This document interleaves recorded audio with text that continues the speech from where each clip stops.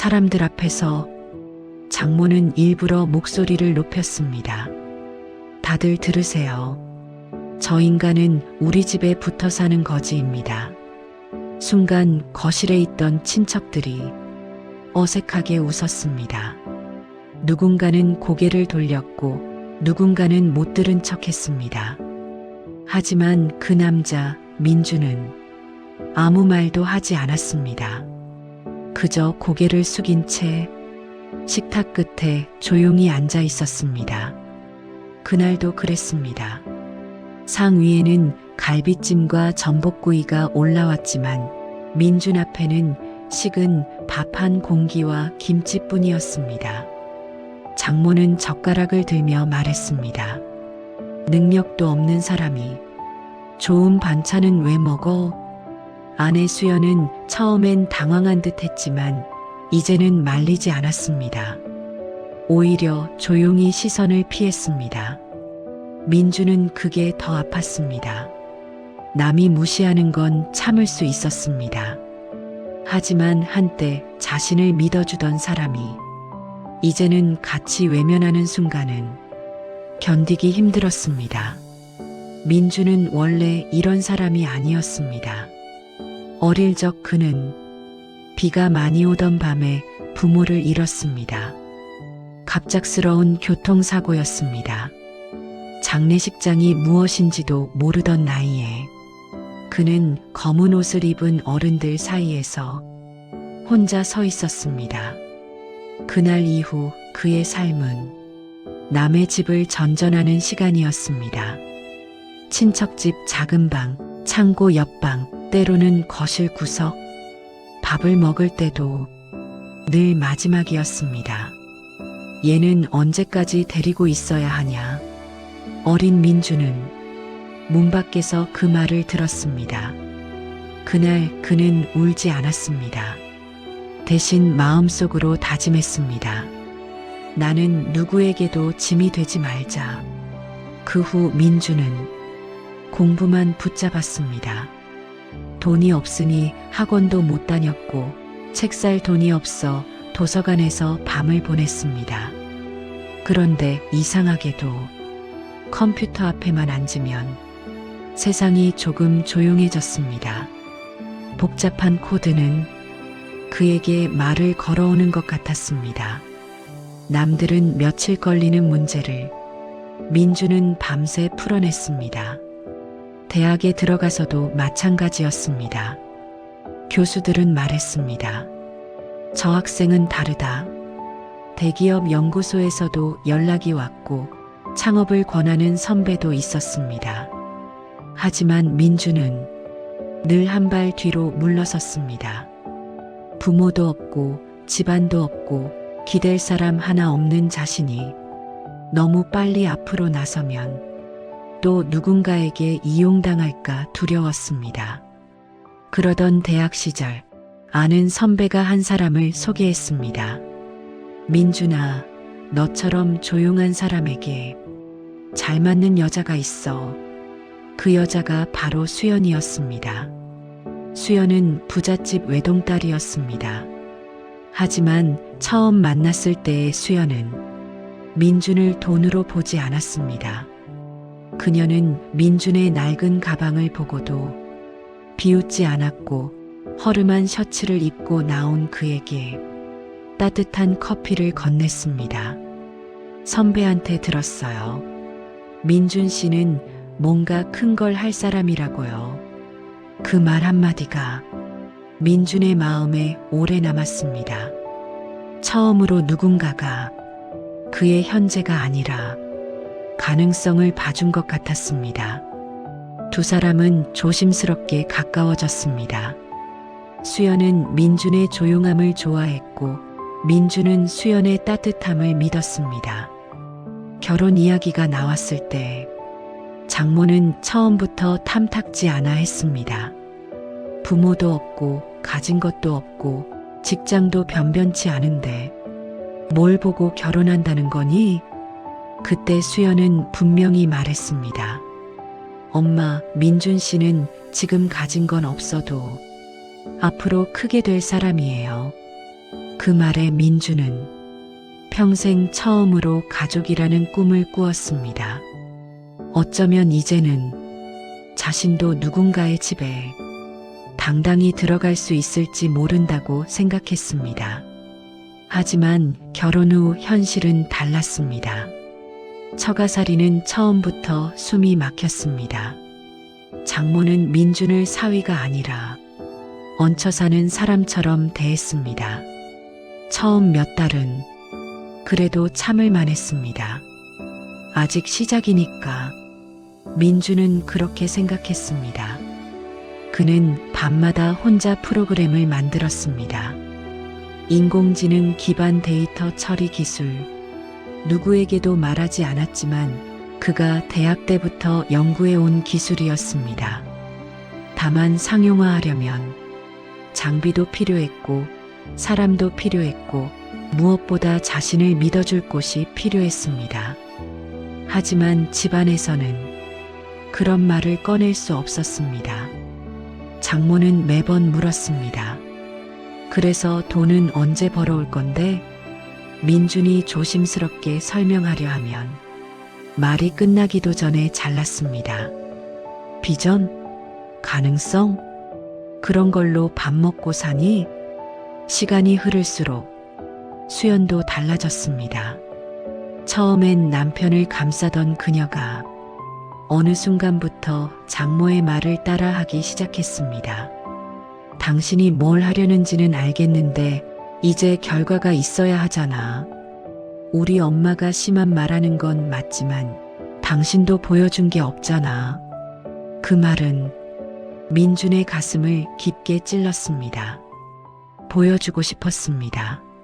하지만 아직 완성되지 않은 기술을 말로만 떠들고 싶지 않았습니다. 그는 또 참았습니다. 어느 날은 장모의 생신 잔치가 있었습니다. 친척들이 모인 자리에서 장모는 민준을 부엌으로 불렀습니다. 너는 손님들 앞에 앉지 마. 괜히 분위기 망친다. 민준은 묵묵히 접시를 날랐습니다. 그 모습을 본 친척 하나가 물었습니다. 저 사람은 누구예요? 장모는 웃으며 말했습니다. 우리 집 사위요. 뭐 사위라기보다 그냥 밥 먹여주는 사람 하나 더 있는 거지. 수연은 그 말을 듣고도 고개만 숙였습니다. 그날 밤 민주는 옥상에 올라갔습니다. 찬바람이 불었습니다. 그는 하늘을 보며 돌아가신 부모님을 떠올렸습니다. 제가 잘못 살고 있는 걸까요? 그때도 그는 떠나지 않았습니다. 가족을 너무 쉽게 잃어본 사람은 가족을 쉽게 버리지 못합니다. 그것이 그의 약점이었습니다. 그러던 어느 날 동네 작은 IT 회사에서 문제가 생겼습니다. 수연의 지인이 운영하는 작은 앱 개발사였습니다. 직원 몇 명뿐인 회사였고 큰 회사에 밀려 겨우 버티고 있었습니다. 그 회사 대표 박태호가 급히 도움을 구했습니다. 서버가 멈췄는데 오늘까지 해결 못하면 계약이 날아갑니다. 민주는 우연히 그 자리에 있었습니다. 처음엔 나서지 않으려 했습니다. 하지만 직원들이 밤새 고생하는 모습을 보고 조용히 말했습니다. 제가 한번 봐도 될까요? 모두가 의아하게 쳐다봤습니다. 낡은 점퍼를 입은 남자, 처가에서 늘 무시당하는 그 사위가 무슨 도움이 되겠느냐는 눈빛이었습니다. 그러나 박 대표는 달랐습니다. 부탁드립니다. 지금은 누구 손이라도 필요합니다. 민주는 자리에 앉았습니다. 키보드를 두드리기 시작했습니다. 10분, 20분, 30분. 멈췄던 시스템이 다시 살아났습니다. 그리고 단순히 복구된 것이 아니었습니다. 처리 속도가 이전보다 훨씬 빨라졌습니다. 직원들이 놀라서 화면을 바라봤습니다. 박 대표가 조용히 물었습니다. 이걸 혼자 하신 겁니까? 민주는 대수롭지 않게 말했습니다. 조금 손봤습니다. 그날 밤, 박 대표는 민준이 남긴 코드를 다시 봤습니다. 볼수록 믿기 어려웠습니다. 그 안에는 단순한 수정이 아니라 완전히 새로운 구조가 숨어 있었습니다. 박 대표는 중얼거렸습니다. 이 사람 천재다. 며칠 뒤, 박 대표는 민준을 다시 찾아왔습니다. 우리 회사에서 같이 일해 주십시오. 민준은 망설였습니다. 저는 경력도 없습니다. 박 대표는 고개를 저었습니다. 경력은 종이에 남는 거고 실력은 코드에 남습니다. 민준은 아무 말도 하지 못했습니다. 처음이었습니다. 누군가가 그의 배경이 아니라 실력을 봐준 것은 그날부터 민준은 작은 앱 개발사에서 조용히 일하기 시작했습니다. 처가에는 말하지 않았습니다. 장모는 여전히 그를 무시했습니다. 오늘은 어디서 시간 때우고 왔냐? 민준은 대답하지 않았습니다. 밤에는 회사에서 기술을 만들고 새벽에는 집으로 돌아왔습니다. 잠은 부족했지만 마음은 이상하게 편했습니다. 회사에는 자신을 믿어주는 사람들이 있었기 때문입니다. 특히 박 대표의 딸 지은은 회사 기획을 맡고 있었습니다. 지은은 처음부터 민준을 존중했습니다. 민준 씨, 이 부분은 어떻게 생각하세요? 그 질문 하나가 민준에겐 낯설었습니다. 처가에서는 누구도 그의 생각을 묻지 않았습니다. 하지만 그 회사에서는 모두가 그의 말을 기다렸습니다. 민준은 점점 살아났습니다. 그의 기술은 빠르게 완성되어 갔습니다. AI 기반 초고속 데이터 압축 기술, 기존 방식보다 훨씬 적은 비용으로 방대한 데이터를 처리할 수 있는 기술이었습니다. 박 대표는 말했습니다. 이건 국내용이 아닙니다. 세계로 나가야 합니다. 민준은 겁이 났습니다. 너무 큰 일이었습니다. 하지만 박 대표는 말했습니다. 민준 씨, 이번엔 숨지 마십시오. 당신이 만든 겁니다. 그 말에 민준은 오래 고개를 숙였습니다. 그러나 집에서는 폭풍이 다가오고 있었습니다. 장모는 민준이 밖에 나가는 시간이 많아지자 더 거칠어졌습니다.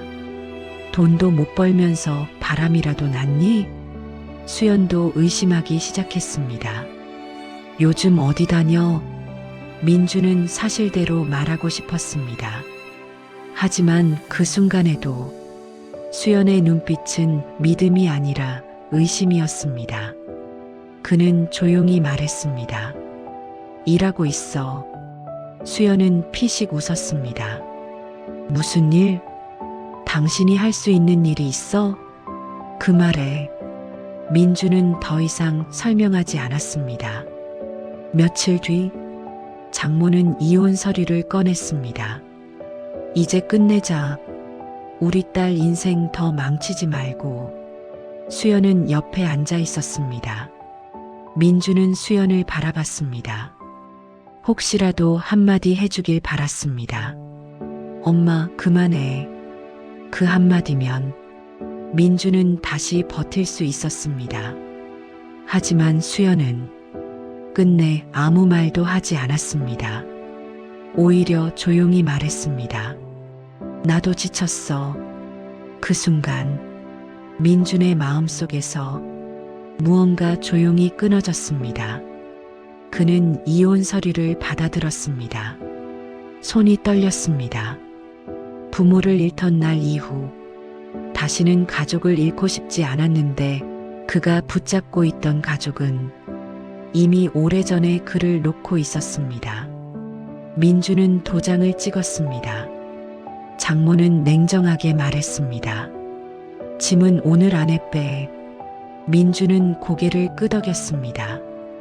그날 밤 그는 작은 가방 하나만 들고 집을 나왔습니다. 비가 내리고 있었습니다. 어릴 적 부모를 잃던 그날처럼 차가운 비였습니다. 하지만 이번에는 그가 혼자가 아니었습니다. 회사 앞에는 박 대표가 기다리고 있었습니다. 오셨습니까? 민주는 그제야 참았던 눈물을 삼켰습니다. 박 대표는 우산을 건네며 말했습니다. 이제부터는 민준 씨가 민준 씨 인생을 사십시오. 며칠 후 세계 기술 발표회가 열렸습니다. 작은 회사라 아무도 주목하지 않았습니다. 하지만 발표가 시작되자 분위기는 완전히 바뀌었습니다. 민준이 무대에 섰습니다. 조명이 비쳤고 수많은 카메라가 그를 향했습니다. 그는 잠시 눈을 감았습니다.